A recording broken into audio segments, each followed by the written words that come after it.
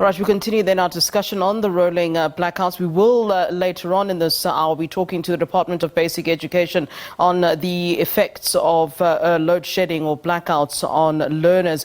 Elijah Mhlanga from the Department of Basic Education will be joining us in a short while. For now, though, let's take a look at what it is this load shedding and blackouts are doing to the tourism sector.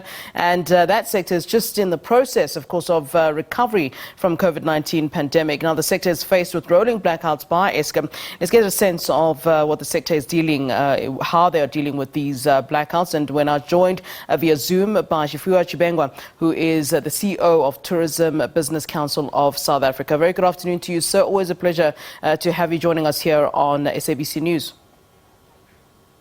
Good afternoon to you and to your viewers. As much as I want to say it's a good afternoon, we're going through load shedding, so it becomes very difficult. Yeah, and I mean, let's talk about how, the sector is dealing with these rolling blackouts. I mean, it's quite problematic, isn't it? The tourism industry and indeed small businesses as well, already reeling from the effects of the lockdowns and, due to the fact that we are, of course, in the midst of a pandemic, but now having to also deal with the rolling blackouts. Let's talk about how the sector is really dealing with this. Well, it is pretty bad for us as a tourism industry. As you are aware, we have been hit by COVID-19 and the restrictions on movement of people, and the industry has just started to recover. And when you have a situation of this rolling blackouts and at a stage where we are now, one can only understand or grasp the situation that we're in currently as very, very, very, sort of dangerous to a point where there are many companies that cannot even afford to buy fuel to put on the generators. There are many companies that cannot even afford to pay employees, let alone to buy the goods to put in those fridges that, are not going to be powered by any electricity, and the food may even, be destroyed. So it's a very difficult situation for us. No one has money to be buying fuel. As we know, fuel has gone up. Yeah. So we are trying to cope as much as we can. But again, this means that, the little cash reserve that we have is going into, making sure that we keep the lights on, we keep the refrigerators on, and we make sure that we keep those tourists that needs to go to different places to go to where they are supposed to go. Yeah. But it's difficult, it's not sustainable. The image of the country, more importantly, abroad is being tarnished. And therefore, many people may not even consider coming to South Africa because they will think that we don't have electricity. So this is a very, very, very dangerous situation for us. And we hope that it gets resolved soon and a solution is found, and a long-lasting solution for that matter. Yeah. And I mean, the tourism sector is unlike any other in that, when you've lost that client, you've lost that client. It's not like, a person might come back later. I mean, if I go to a restaurant, for example, and there's load shedding, that's it, I'm gone. I might not come back for the rest of the day. Maybe it's important for us to paint a picture of just how much this is challenging for some of these tourism industry sectors and those that are indeed specializing in tourism, and some of the complaints that you're receiving. I mean, I'm hearing you talking about the fact that someone's saying, look, our food is going off, for example. No, absolutely. Look, we sell experiences, and, we tell people what they're going to get when they come to our establishments. If you go to a restaurant, the last you want is for us to say, well, there's no more electricity and therefore there's no light, or we cannot finish cooking your meal. And we lose because we've already started cooking that meal, and the customer loses because the customer cannot even get that meal. So that is a situation that we find ourselves in. In the hotel space, it's the same thing.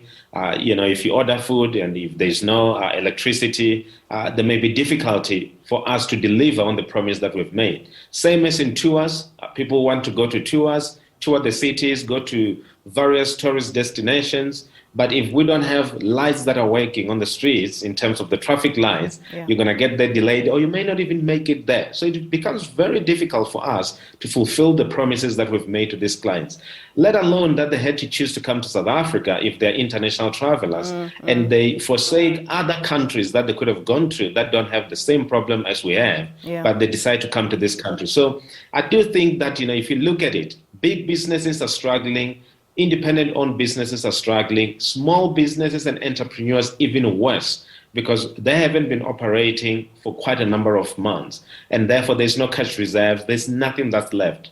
Now, to be able to be putting, more money or getting into more debt it's not something that's sustainable. So we are calling on government to really intervene into this situation. Let's try to solve this situation as much as we can.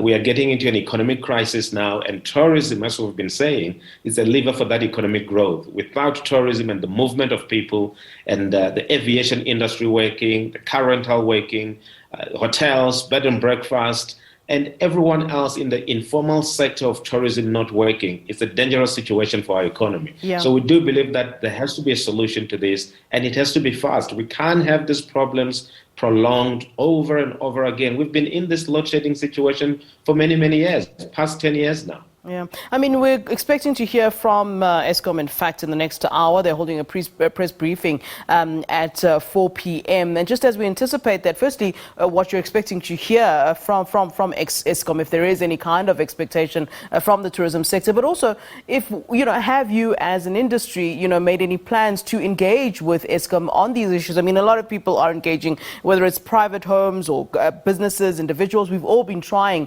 to speak to Eskom, and I just wonder, what have you said in the interim as we wait to hear what the problem actually is? Well, I think that the expectation for the entire country is that we don't have load shedding. That is a situation that we need to find ourselves in, because we cannot normalize the situation that we're in. Yeah. And we do hope that we move with speed into a situation where we can say load shedding is going to end at this particular year, in this particular date, because we are putting effort into it. As far as the engagements between ourselves, we are part of the larger business sector. Through BUSA, I'm sure there has been engagements in terms of how do we deal with this situation that we have at hand. I'm sure other sectors like manufacturing and others that are involved in using electricity in a heavy way have been there to say the same things. For us as a tourism sector, we are that industry that, as you said, we deal with what people want to see, the emotional part of it.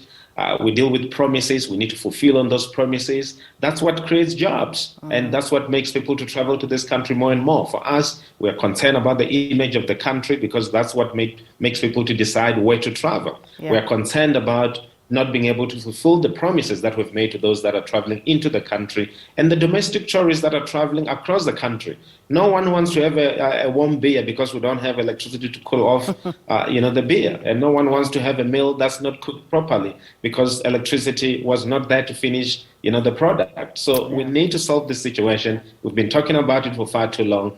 Press conferences are just that, press conferences, but we need tangible results and a date as to when this load shedding is going to end, so that we can move on with our lives and we can create more jobs and impact this economy positively. All right, Mr. Tshivhengwa, thanks so very much for giving us your time, and certainly we hope that things do certainly improve for everyone.